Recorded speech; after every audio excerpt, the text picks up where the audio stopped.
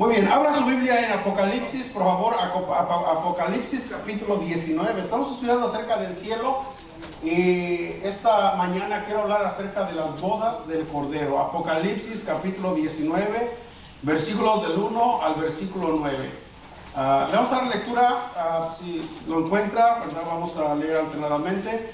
Yo leo el versículo 1 y nos unimos todos en el versículo 9.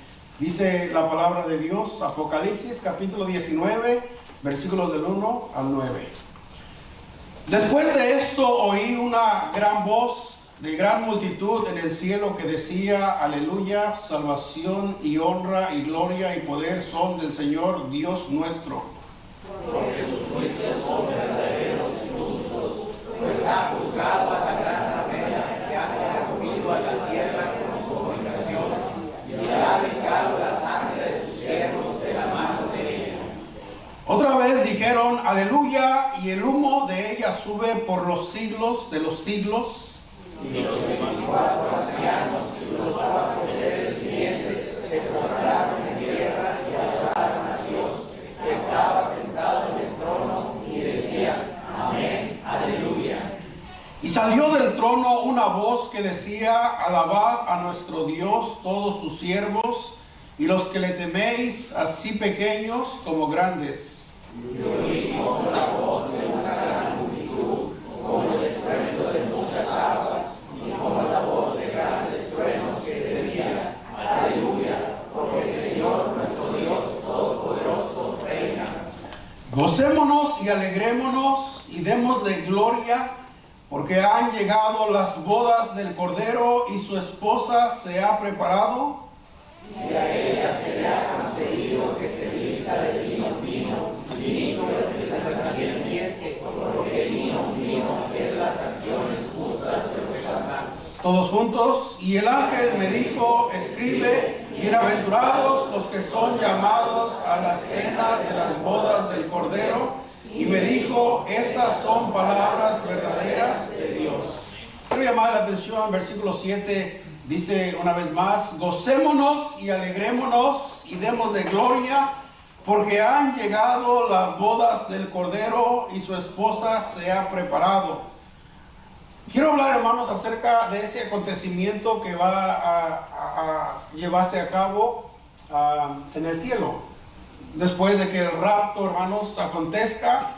Luego estudiamos acerca del tribunal de Cristo la semana pasada. Pero otro acontecimiento, hermanos, que se va a llevar en el cielo es las bodas del Cordero. Cristo, hermanos, con la iglesia. Qué glorioso será ese día, qué bendición. Las bodas del Cordero constituyen una de las promesas importantes profetizadas por el Señor, donde los creyentes, hermanos, esperan con ánimo la manifestación de este gran día. La esposa, ¿verdad?, del Cordero, que es la iglesia, la cual está compuesta de todas aquellas personas que han recibido a nuestro Señor Jesucristo como nuestro Señor y Salvador. Un día, hermanos, allá en el cielo se llevarán a cabo las bodas del Cordero. Ciertamente, humanamente hablando, cuando hablamos de una boda terrenal, hermanos, la gente se alegra, la gente se goza, la gente hace tantas cosas, hermanos. Pero mire, escuche, una boda aquí terrenal no se compara con lo que el Señor tiene preparado para la iglesia, hermanos. Y después de concluir el juicio sobre Babilonia, los versículos del 1 al versículo 6, ¿verdad? Dice el versículo 1: después de esto oí una gran voz de gran multitud en el cielo que decía: Aleluya, salvación y honra y gloria y poder son del Señor Dios nuestro. El Señor, hermanos, trae juicio sobre Babilonia, sobre la gran ramera, hermanos. Y después de que hay una gran multitud dando gloria a Dios y gozosos, el Señor, hermanos, en el versículo 7, ¿verdad?, a través del apóstol Juan, nos enseña acerca de ese gran acontecimiento que se llevará en el cielo. Así que, hermano, mire, qué bendición, qué gozo para nosotros como cristianos el saber que un día vamos a ir al cielo. Mire, hermano, la muerte está a la puerta. En verdad, hoy en día con las enfermedades y accidentes y tantas cosas, hermanos, uno no sabe cuándo va a morir. La pregunta es: ¿usted está listo para morir? ¿Usted está seguro 100% que el día que usted muera va a ir a la presencia de Dios? El cielo es real, hermanos, el infierno es real. Cristo prometió: voy a preparar lugar para vosotros. Hermanos, si tu esperanza es en esta tierra, triste esperanza que usted tiene, hermanos. Mi esperanza no está en esta tierra. Todo se deteriora, va de mal en peor. Nuestra esperanza está en Cristo. Amén. Nuestra roca, Cristo es. Amén. Un día estaremos en su presencia. Ayer visitando, hermano. Es más, cuando usted comparta a alguien, pregúntele a una persona: si tú mueres hoy, ¿estás seguro que vas a ir al cielo? Mira, hermano, 2 personas o 3 ayer nos dijeron, y van a una iglesia. Y tienen tiempo yendo a la iglesia. Si tú mueres, ¿estás seguro que vas a ir al cielo? No sé. Si alguien le preguntara a usted, hermano, ¿usted podría dar una buena respuesta? O diría como a estas personas: no sé. Y les explicamos, ¿verdad? Y les presentamos el plan. Y aún así, hermanos, digan: no, es que pues yo voy a la iglesia. Lo peor que le puede pasar a una persona: ir a una iglesia donde se predique la verdad, morir y abrir los ojos en el infierno. Por eso asegúrese de que usted tiene la seguridad de ir al cielo. ¿Quién nos da la seguridad? Dios, haré su palabra. Amén. ¿Qué tengo que hacer para ir al cielo? Reconocer mi condición, que soy un pecador. Mi pecado me condena, la paga del pecado es muerte, pero la solución: Cristo murió en nuestro lugar. Romanos 5:8, mas Dios muestra su amor para con nosotros, en que siendo aún pecadores, Cristo murió por nosotros. Y la decisión es nuestra. Romanos 10:9-10, si confesares con tu boca que Jesús es el Señor y creyeres en tu corazón que Dios le levantó a los muertos, serás salvo. Porque con el corazón se cree para justicia, pero con la boca se confiesa para salvación. A veces, hermano, tengo el temor de que a lo mejor no vienen a visitar porque ustedes no saben ni presentar el plan de salvación. ¿Será eso?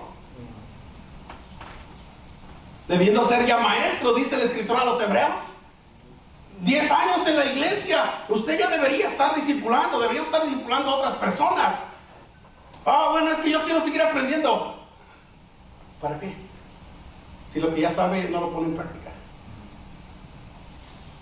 Pero hermano, qué bendición será el cielo, las bodas del Cordero, cuando estemos en su presencia. Vamos a orar. Señor, le damos gracias en esta hermosa mañana por su palabra. A estudiar, ya tenemos varios domingos acerca de ese precioso lugar llamado el cielo. Tu corazón se regocija, Señor. Y así como el apóstol Juan, cuando termina el Apocalipsis y Jesús dice: he aquí vengo en breve, y el apóstol Juan responde: sí, ven, Señor Jesús. Señor, qué bendición será ese día cuando usted venga y la iglesia sea arrebatada. O si usted nos llama a su presencia, Señor, qué bendición para a todo aquel que ha entregado su vida a Cristo. Ausentes del cuerpo, presentes con el Señor. Ayúdenos. Bendiga la enseñanza, que a consecuencia de la enseñanza nuestras vidas puedan ser cambiadas como iglesia, como hijos de Dios. Y gracias por su palabra, Señor, que es nuestro alimento espiritual. Ayúdenos. En el nombre de Jesús oramos y le pedimos todo esto. Amén. Número 1, hermanos, veamos los antecedentes de las bodas del Cordero. El Señor viene por la iglesia, por llamada a la novia, que es, ¿verdad?, la iglesia. Y hermanos, ¿cuándo será ese acontecimiento? En el arrebatamiento de la iglesia, que el apóstol Pablo habla a la iglesia, a los tesalonicenses, en un abrir y cerrar de ojos, al sonar la trompeta. Los muertos en Cristo restarán primero, luego nosotros, los que hayamos quedado, seremos arrebatados. Ahí está, hermanos, y así estaremos siempre con el Señor. Oh, hermanos, mire, el Señor viene pronto. El Señor viene pronto. Y si usted dice: bueno, pastor, ahora, ¿cuál es el problema con la iglesia? Los hermanos en Tesalónica, bueno, decían: no, es que ya ha pasado mucho tiempo y el Señor no ha venido. Entonces el apóstol Pablo los anima, le dice: el Señor viene pronto, es tiempo de despertar. Jesucristo, hermanos, es el Cordero, el novio. La iglesia es su novia. La cena de las bodas del Cordero es de gran alegría y celebración. Ahora, déjenme dar un contexto, hermanos. En la cultura judía, la imagen del matrimonio se emplea con frecuencia en toda la Biblia. En el Antiguo Testamento, los profetas hablaron una y otra vez de Israel como la esposa del Señor. Por ejemplo, Oseas capítulo 2, 19 al 20, Isaías 54, versículo 5, Jeremías 3:14, Ezequiel capítulo 16. Y en el Nuevo Testamento, hermano, nos presenta a Cristo como el esposo de la iglesia. como el esposo de la iglesia. Sin lugar a dudas, la imagen del matrimonio refleja perfectamente la relación que Dios quiere tener con su pueblo, hermanos, y que un día tendrá cuando estemos en su presencia. Y claro, desde ahora, ¿verdad? Con todos sus hijos que hemos entregado nuestra vida a Cristo. Ahora bien, para entender bien esta figura, es necesario que primero sepamos cómo era la preparación y celebración de una boda en los tiempos bíblicos. Esta se lleva a cabo en varias fases. En primer lugar, se lleva a cabo el desposorio. ¿Te acuerdas cuando José y María, cuando vino el anuncio del ángel, le dijo: vas a tener un niño por obra del Espíritu Santo? ¿Cómo es esto si no he conocido varón? Y José dice que estaba desposado con María. La palabra desposorio, estaban comprometidos. Ya tenían un compromiso de casarse, hermanos. Y en aquellos tiempos el compromiso era tan fuerte, hermanos, que si por alguna razón ese compromiso se diluía o se quebraba, hermanos, tenían que hacer un proceso como si fuera un divorcio. Estaban desposados. Entonces, en primer lugar es el desposorio. Se lleva a cabo el desposorio o compromiso. Este era un acuerdo que se lleva a cabo entre los padres de los novios. Amén. Esto ocurre con frecuencia cuando los futuros novios eran todavía niños. O sea, por ejemplo, aquí está un hijo del hermano, tiene 10 años. Aquí está una hija de la hermana y del hermano, tiene 9 años, ¿verdad? Entonces los padres se juntan: pues mira, vamos a hacer un compromiso. Así era la cultura judía, hermanos. Los padres escogían. ¿Sería bueno eso? ¿Qué piensan ustedes? ¿No? ¿No sería bueno? Bueno. Así era la cultura judía. Déjenme seguir, ¿verdad? Explicando. Esto ocurría con frecuencia cuando los novios eran todavía niños. En ese momento se pagaba la dote que era acordado. Se daba un precio, ¿verdad? Por ese compromiso. Después de un periodo de varios años, llega el momento de la presentación. El novio, vestido con sus mejores galas y acompañado de sus amigos, se dirige a la casa de la prometida. Ahí recibe a la novia, que juntos con sus damas son llevadas a la casa del novio, donde se celebra la ceremonia. Esta ceremonia era la tercera y más importante de la boda en el proceso, hermanos, y durante ella se intercambiaban los votos, ¿verdad? ¿Sabe, hermano? El matrimonio es un compromiso, es un pacto, dice la Biblia.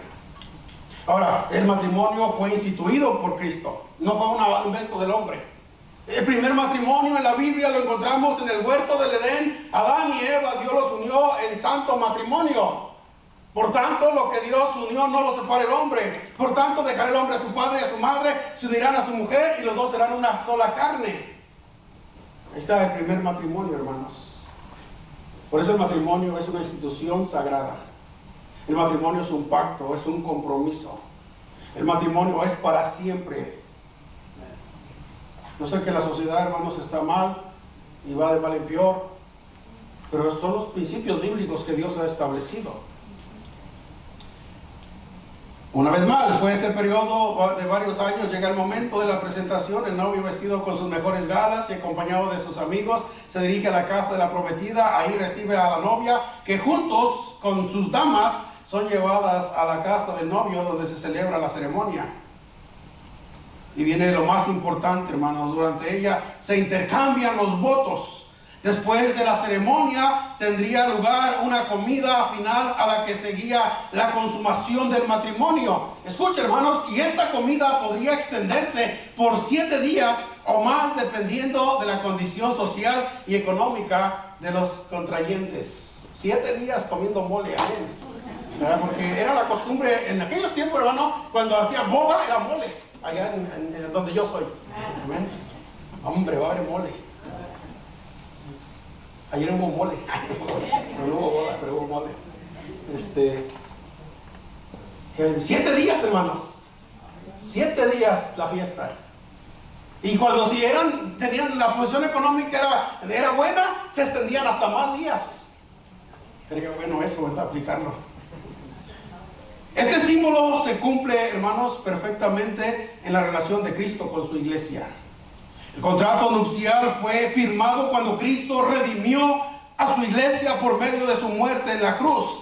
Efesios 5, versículo 25 al 27, dice la palabra de Dios: maridos, amar a vuestras mujeres. Déjenme aclarar aquí, ¿verdad? Está hablando en plural, no es que el marido tenga muchas mujeres, está hablando en plural. Una mujer nada más, así como Cristo amó a la iglesia y se entregó a sí mismo por ella. Versículo que sigue, 26, para santificarla, habiéndola purificado en el lavamiento del agua por la palabra. ¿Para qué? ¿Cuál es el propósito? Dice, a fin de presentársela a sí mismo una iglesia gloriosa, que no tuviese mancha, ni arruga, ni cosa semejante, sino que fuese santa y sin mancha. Cristo, hermanos, Cristo pagó el precio por la iglesia. Ese contrato fue firmado cuando Cristo murió en la cruz del Calvario por cada uno de los pecadores que puso su fe en Jesucristo, y ahora viene a ser hijo de Dios, viene a ser parte de la iglesia, hermanos. Y un día el Señor llevará las bodas allá en el cielo, hermanos. Desde ese momento, todo verdadero creyente está unido legalmente a Cristo, y un día, hermanos, se llevará las bodas del Cordero.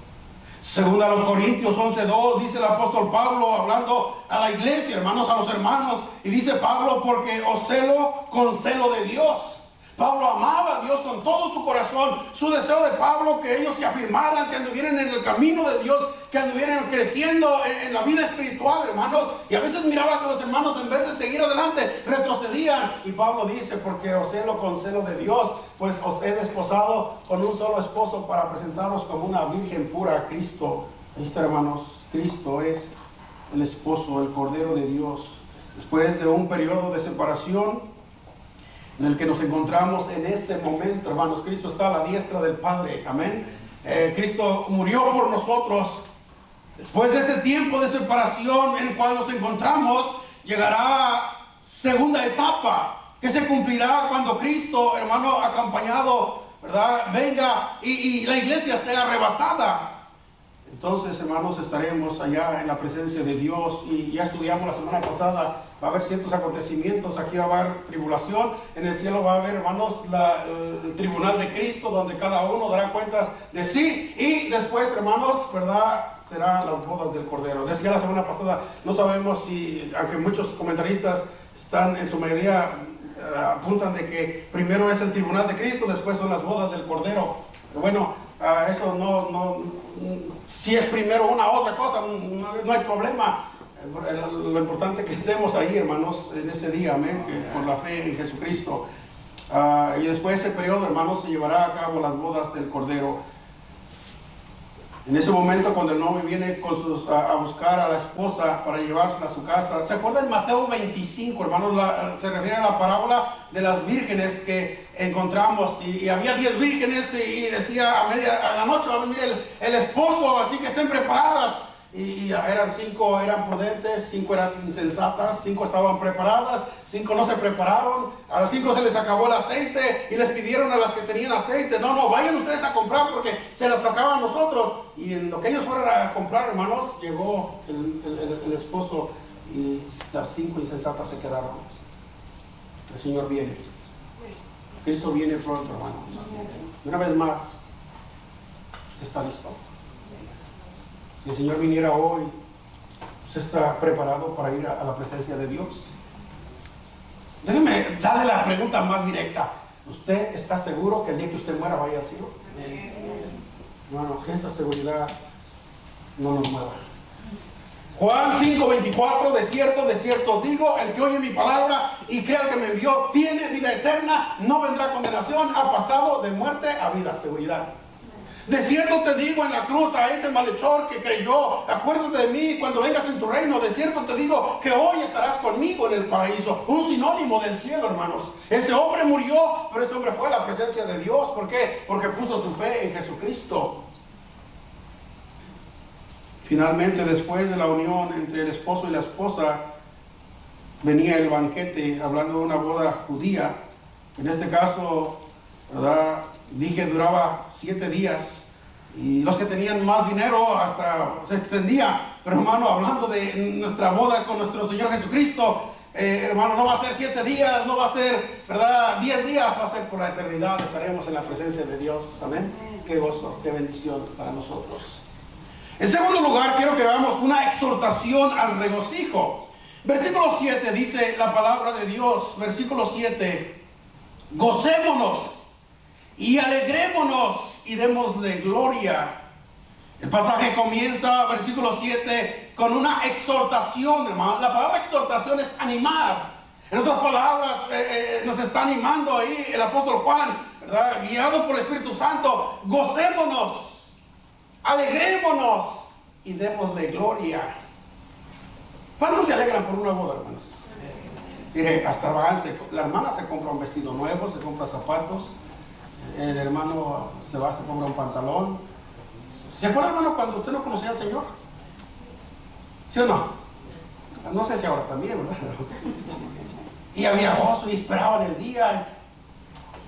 Mi hermano, eso no se compara con lo que nos espera en el cielo. Y dice la exhortación: gocémonos, alegrémonos, demos de gloria. Somos llamados, escuche, hermano, somos llamados a vivir en regocijo en todo tiempo.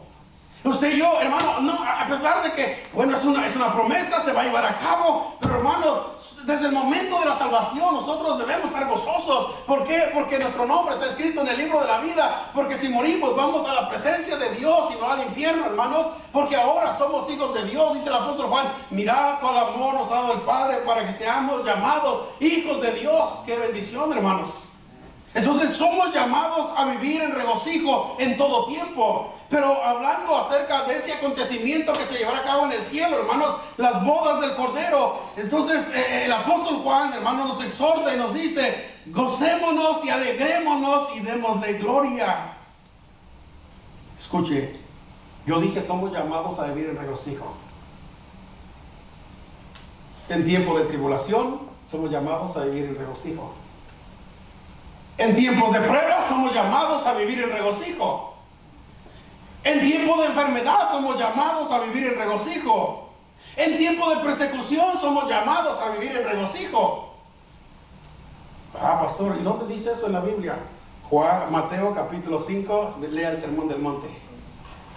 Gozaos y alegraos porque vuestro galardón es grande en los cielos, porque así persiguieron. Está hablando acerca de las bienaventuranzas. Bienaventurados sois. Amén.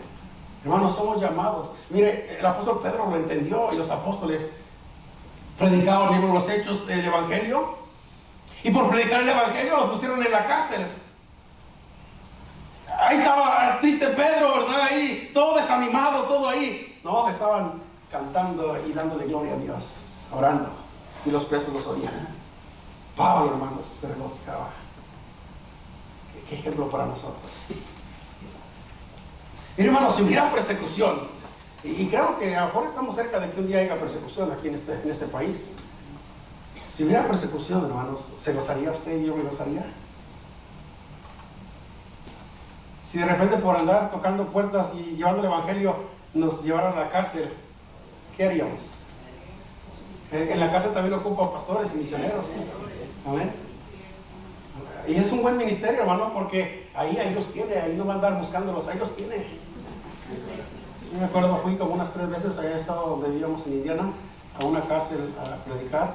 A todos nos los sacaban y ahí los ponían sentaditos. Ahí sí les predicábamos duro y no se enojaban. Y a la otra semana venían otra vez. Y a veces salían unos y venían otros nuevos.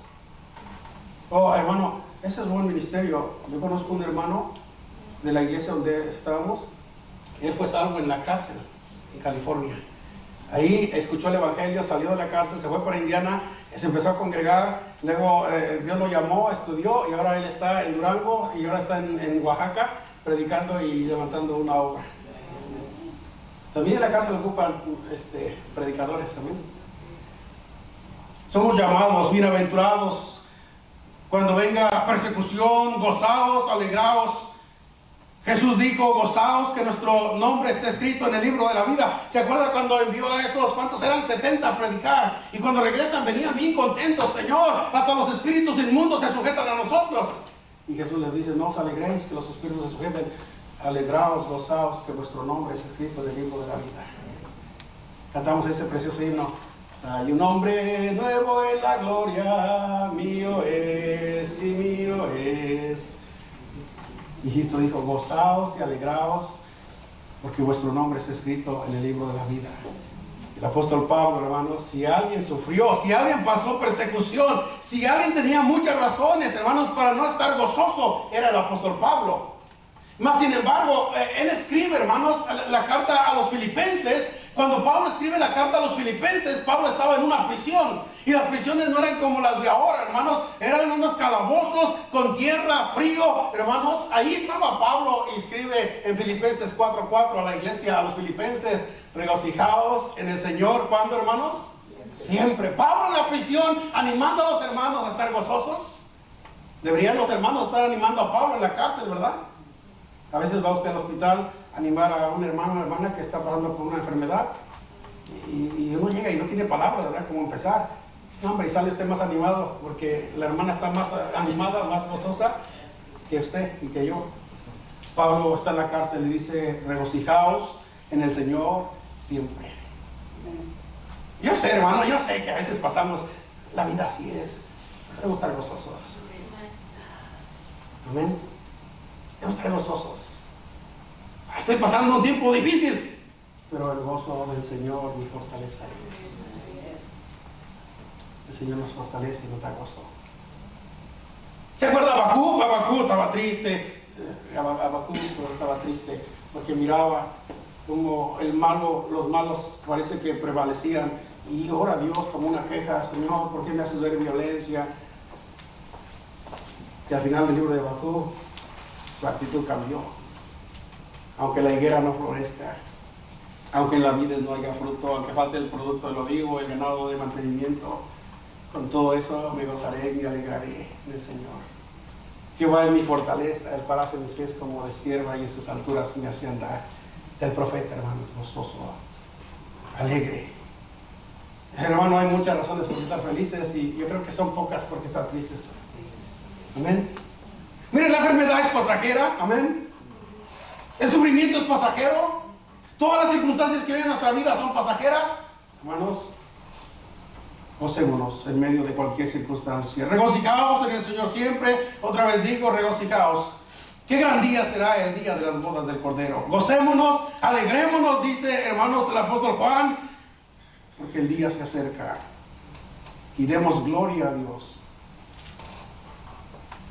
Número 3, hermanos, la razón del regocijo. La razón del regocijo, versículo 7, una vez más, dice la palabra de Dios: gocémonos y alegrémonos y demos de gloria. Esa es la razón, porque han llegado las bodas del Cordero y su esposa se ha preparado. ¿Cuál es la razón, hermanos? Porque han llegado las bodas del Cordero. El momento tan esperado, hermanos, ha llegado a partir. Mire, qué bendición ver a un jovencito y una señorita empezar a platicar y con planes de un día casarse y verlos, ¿verdad?, cómo van creciendo, y luego se comprometen y luego ponen una fecha y ahí está, ¿verdad?, contando los días, y ya faltan días, ya es mañana. Hermanos, dice: porque ha llegado las bodas del Cordero. Han llegado, hermanos, las bodas del Cordero. ¿Se acuerda cuando usted se casó? Y era la 1 y la boda era a las 2 y la novia no llegaba a la 1:30. Es bien común, hermanos, eso. No, hermano, no haga eso. En México, hermanos, es parte de la cultura. Una vez tuvimos bodas, cuando estuve allá pastoreando, 15 años. Era a las 3 y llegó la quinceañera a las 5, hermanos. Ya la gente estaba desesperada, hasta yo. No, el novio tiene que estar, si es a la 1, a las 12 ya está listo, planchado y boleado. Amén. Yo sé que las hermanas tardan más, pero no llegue tarde, hermana. ¿Sí? La razón, hermanos, han llegado las bodas del Cordero. El momento tan esperado ha llegado. A partir de aquí, la iglesia ya siempre, escúchelo, ya siempre estará con aquel que tanto le amó, que estuvo dispuesto a entregar su vida por ella, por la iglesia. El tiempo, hermanos, se ha cumplido. Ha llegado, dice Juan, ha llegado las bodas del Cordero. El esposo es representado como el Cordero, hermanos. meditemos por un momento, hermanos, en el Cordero. El pensamiento del Cordero corre a través de todas las Escrituras, desde, hermanos, Antiguo Testamento y Nuevo Testamento. Por ejemplo, mientras Abraham subía al monte Moriah, dijo: Dios proveerá. Cuando iba con Isaac, que Dios le dijo: lleva a tu hijo y quiero que me lo ofrezcas allá en sacrificio. Y empieza a caminar Abraham con su hijo y dice Isaac: papá, aquí está la leña, aquí está el fuego y aquí está el cuchillo, pero ¿dónde está el cordero para el sacrificio? Y mire las palabras que dijo Abraham, hermanos. Abraham dijo: Dios se proveerá de cordero para el holocausto. Génesis 22:8. En el momento de la liberación de la esclavitud de Israel, ¿se acuerda la última plaga, hermanos, que pasó? Y Dios ordenó a través de Moisés que todo el pueblo de Israel mataran un cordero y con la sangre pusieran en la puerta de la entrada, y cuando pasara el ángel de la muerte, ¿verdad?, iba a pasar de largo y no iba a haber muerte en medio del pueblo de Israel. Oh, hermanos, ¿qué nos recuerda el Cordero de Dios? Eso lo puede leer en Éxodo 12. El profeta Isaías describe al Cordero dejándose llevar al matadero. Isaías 53, como cordero fue llevado al matadero, no abrió su boca, enmudeció. Isaías 53. El Nuevo Testamento también lo pone varias veces delante de nuestros ojos, cuando el Señor Jesús apareció a Juan el Bautista en el río Jordán, y cuando Juan mira a Jesús y dice: he aquí el Cordero de Dios que quita el pecado del mundo. Y ese Cordero, hermanos, es el esposo. Ese Cordero es nuestro Salvador.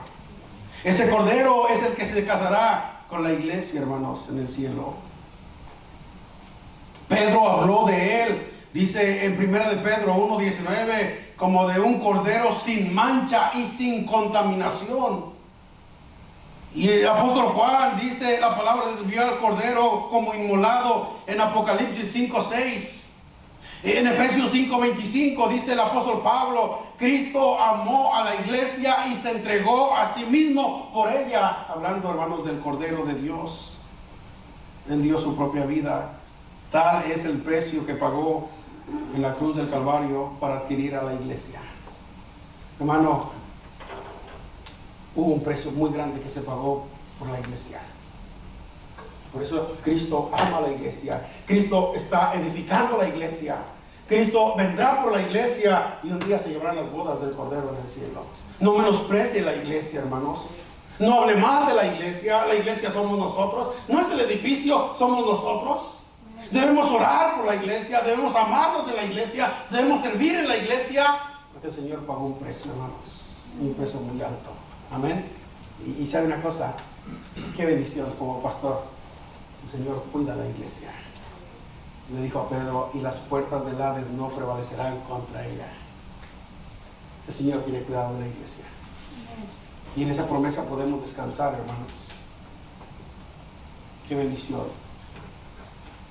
Gocémonos y alegrémonos. ¿Cuál es la razón? Porque ha llegado las bodas del Cordero. Qué glorioso será ese día donde estaremos en la presencia de Dios. El tiempo de la espera ha terminado, el día ha llegado, la promesa está por cumplirse. Número 4, hermanos, veamos: la esposa se ha preparado.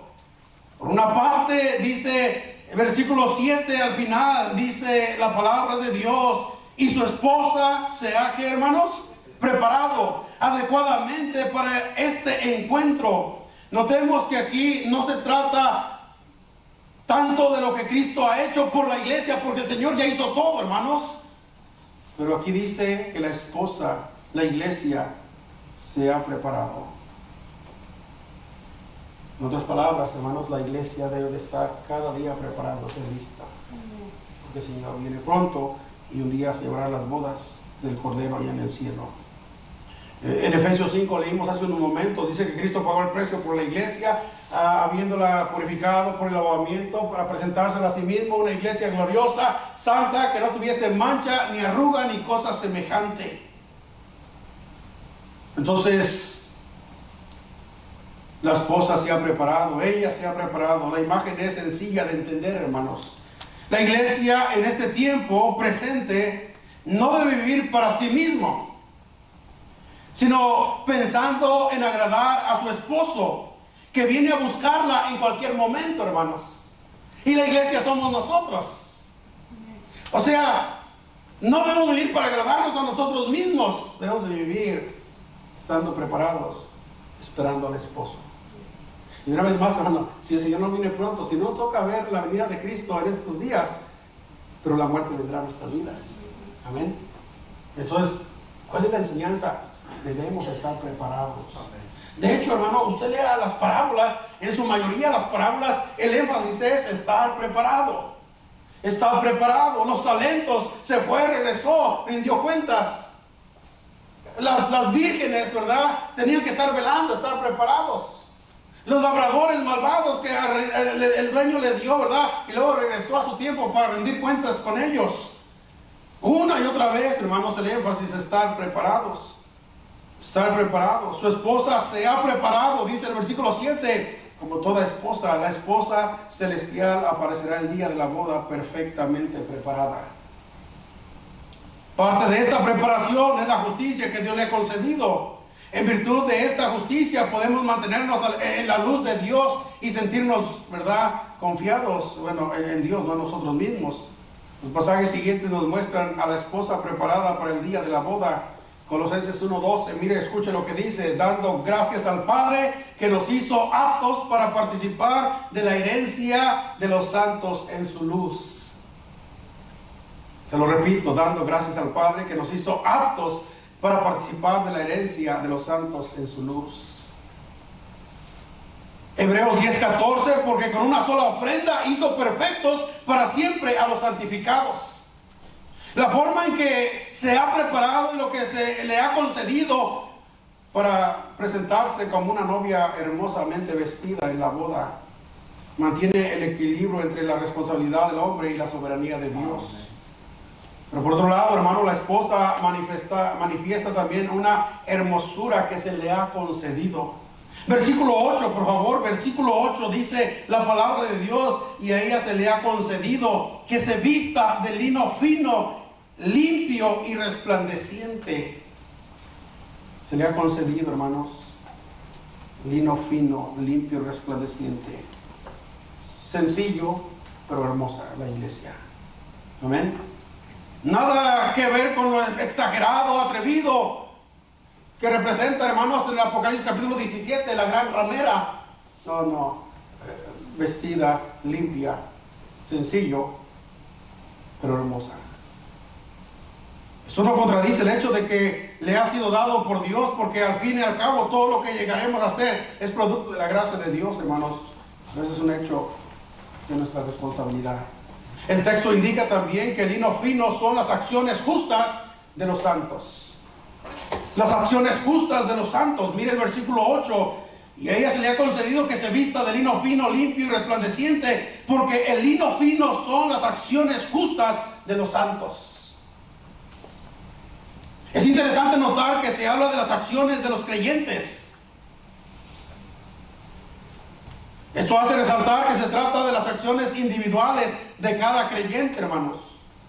¿Qué consecuencias debería tener esto para nuestras vidas hoy en día?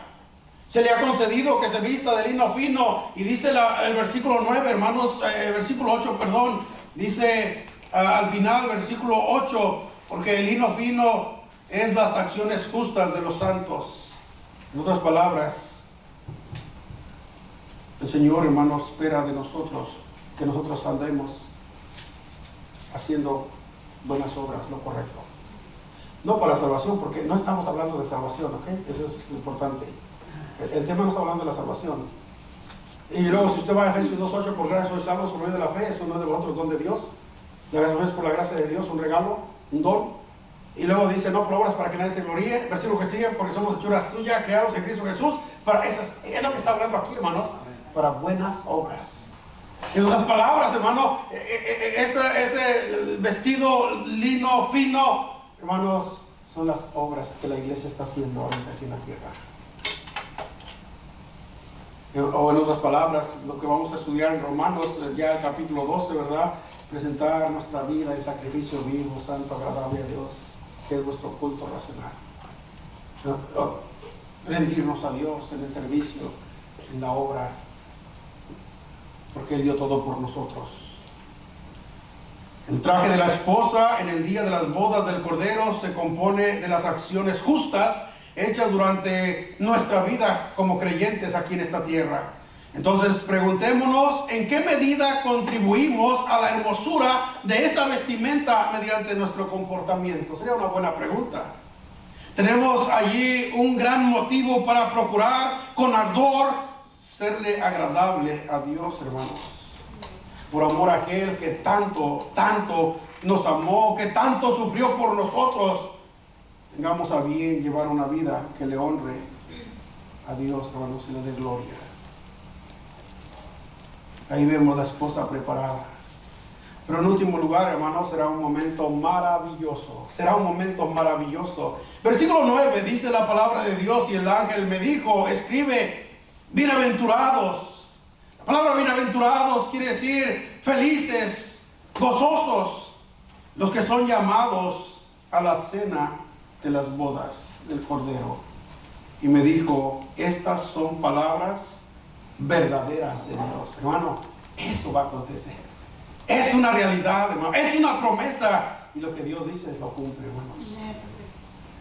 El ángel me dijo, escribe, bienaventurados, felices, bendecidos los que son llamados a la cena de las bodas del Cordero. Para los que están invitados, la cena de las bodas habla de comunión. En esta comunión con el esposo será plenamente felices. Y precisamente, hermanos, el versículo 9 nos declara bienaventurados. En ese momento pienso yo, hermanos, que ese día que se lleven las bodas del Cordero, Cristo con la iglesia, hermanos, yo creo que estarán los ángeles ahí. Amén. La invitada de honor, ¿quién va a ser? La iglesia. Estarán los santos del Antiguo Testamento, hermanos, ahí presentes. Será una gran celebración. Hermano, por la eternidad. Ahí, hermano, podríamos decir, ahí se completará nuestra salvación completa. Ahora sí, ya. Nada que ver con el pecado en el momento del arrebatamiento. Hermanos, no más tristeza, no más dolor. Por la eternidad. Si el matrimonio aquí, escuche, si el matrimonio aquí es una bendición, amén. Ahí déjame decir una cosa, no hay matrimonio perfecto. Yo nunca he batallado, no hay matrimonio perfecto. Dos extraños de repente se unen en matrimonio, viene de un trasfondo diferente. Va a haber problemas, eso es lo que me dijo el pastor que nos dio consejería. Ahí nos quitó el gozo por un rato. Va a haber problemas, amén. Pero qué bendición el matrimonio. El que haya esposa y el bien y alcanza la benevolencia. No quiero desanimar a nadie aquí, ¿ok? Lo quiero animar. Es más, estoy orando a ver quién va a ser el primero que vamos a casar en el edificio. Amén. ¿Hay un voluntario aquí? O hacemos como en el Antiguo Testamento, los padres escogemos. Amén. Qué bendición, hermanos. Amén. Ya me perdí, ¿dónde andaba? Qué gozo será ese día, hermanos. Yo estoy orando por las muchachas que Dios, y por los muchachos.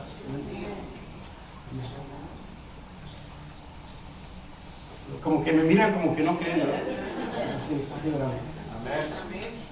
Qué bendición, hermano. Oremos por nuestros jóvenes, que hagan las cosas bien, que amen a Dios. ¿No le daría gusto que un jovencito se case con una jovencita de su iglesia? Amén. Que el hermano de acá sea consejero con el de acá. Amén. Pero que sea la voluntad de Dios. Y Dios, hermano, será para mí. Vamos a concluir, hermanos. El arrebatamiento de los creyentes, su manifestación ante el tribunal de Cristo son las condiciones previas a las bodas del Cordero. La mayoría de teólogos tienen ese concepto. El esposo es presentado como el Cordero, Cristo, hermanos, lo que nos recuerda a sus sufrimientos y la obra de redención que cumplió en la tierra. Durante la eternidad, el Salvador aparecerá delante de nuestros ojos. El pensamiento del traje de la esposa debería animarnos a consagrar siempre más nuestras vidas al Señor para la gloria de Dios. Hermanos, como iglesia, vivamos en santidad haciendo buenas obras como evidencia de nuestra salvación, y un día estaremos con nuestras vestiduras de lino fino delante de nuestro Dios, nuestro Salvador, nuestro esposo, que será nuestro Señor Jesucristo. Qué gozo será ese día, hermanos. Amén. Cómo quisiéramos que ese día llegara. Que Dios nos ayude. Y podemos terminar como dijo el apóstol Juan. Vaya al Apocalipsis al final, hermanos. Último capítulo, Apocalipsis, capítulo, el último, amén. 22, versículo 20. El que da testimonio de estas cosas dice: ciertamente vengo en breve. Y el apóstol Juan dice: amén, si ven, Señor Jesús. La gracia de nuestro Señor Jesucristo sea con todos vosotros. Amén. Esa sea nuestra oración.